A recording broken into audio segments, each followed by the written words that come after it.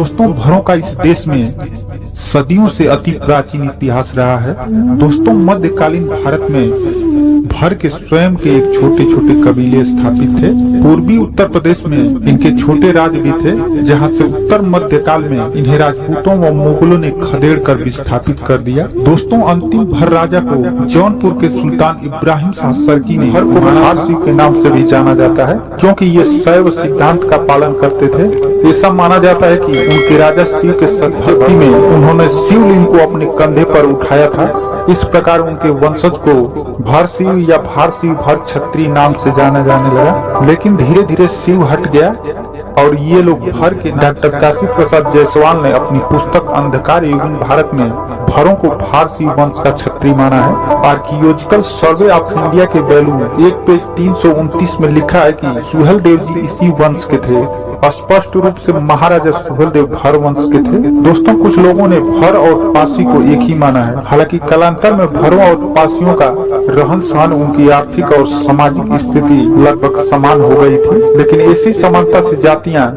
एक समान नहीं हो जाती। भारतीय संविधान की दृष्टि में भी ये दोनों जातियां भिन्न हैं। संविधान ने अंतर्गत रखा है, जबकि भर जाति को भारतीय संविधान के अंतर्गत जीओ नंबर 1314 XXVI के 53 के आधार पर पिछड़ी जाति का घोषित किया गया है। हालांकि पहले कहा गया है कि भर एक उच्च वर्णीय जाति थी, लेकिन समय और परिस्थितियों के अनुकूल न रहने के कारण इस जाति का आर्थिक, सामाजिक और राजनीतिक स्तर पर पतन हो गया था। दोस्तों संविधान में भी भर और पासियों के लिए अलग अलग व्यवसाय हैं। फिर क्यों विभिन्न राजनीतिक दल भर शासक को पासी शासक बनाने पर तुले हुए हैं। लेकिन दोस्तों भर शासकों को पासी बनाने का एक राजनीतिक षड्यंत्र है, जो जातिगत समीकरण के हिसाब से भर शासकों को पासी बनाकर इनका वोट अपने पाले में करना चाहते हैं।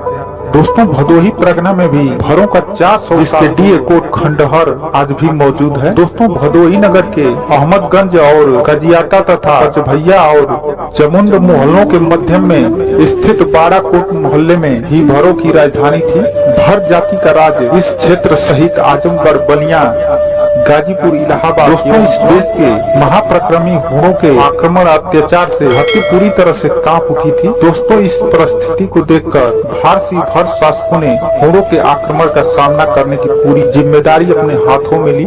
भारतीय भर राजाओं ने अपने पराक्रम से हुणों को आगे बढ़ने से रोक दिया तथा हुणों को क्षेत्र से पीछे हटना पड़ा।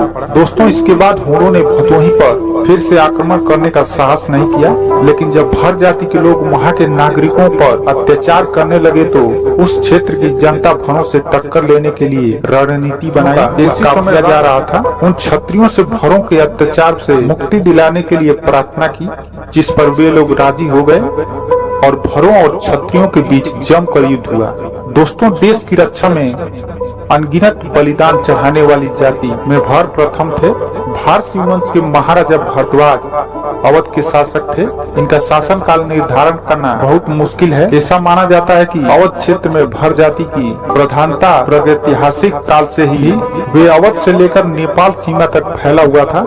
जो भारत के प्राचीन नगरों में अवध की पहचान होती है कि यहाँ के प्रबल शासक भर जाति के लोग रह चुके हैं। श्री रामचंद्र के पहले भी यहाँ के भरों का विस्तृत सूर्य वंशियों ने ध्वस्त कर डाला था, जिसे यहाँ के मूल जातियों ने बसाया था। सूर्य वंश के पतन के बाद अयोध्या पुनः भरों के अधिकार क्षेत्र में आ गया।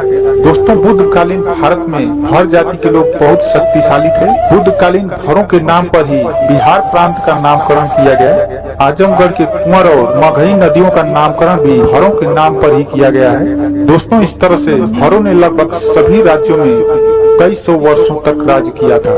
लेकिन दोस्तों सभी भर राजाओं में से महाराजा सुहेलदेव राजभर जी की पराक्रम की वीर गाथा सबसे सर्वोच्च मानी जाती है। दोस्तों अगर इस वीडियो में भर जाति का इतिहास पूरा बताने का कोशिश करूं तो इस वीडियो में बता पाना मुश्किल है, क्योंकि इनके इतिहास ढेर सारी पुस्तकों में कई सौ पृष्ठों में लिखा गया है। दोस्तों महाराजा सुहेलदेव की मृत्यु के बाद कई सौ वर्षों के बाद इस भारत में भरों के साम्राज्य पूरी तरह से पतन होने के बाद वहाँ की प्रजा अपने राजा के बिना शक्ति विहीन होकर वहाँ से पलायन कर गए, जो इन्हीं के वंशज आज वर्तमान में भर राजभर नाम से जाने जाते हैं। तो दोस्तों इस वीडियो में बस इतना ही। अगर दोस्तों इस वीडियो की जानकारी आपको अच्छा लगा हो तो ज्यादा से ज्यादा लाइक करें और शेयर करें और साथ में हमारे चैनल को सब्सक्राइब करें। दोस्तों, इसी तरह की जानकारी हम अगली वीडियो में लेकर आएंगे। तब तक के लिए नमस्कार।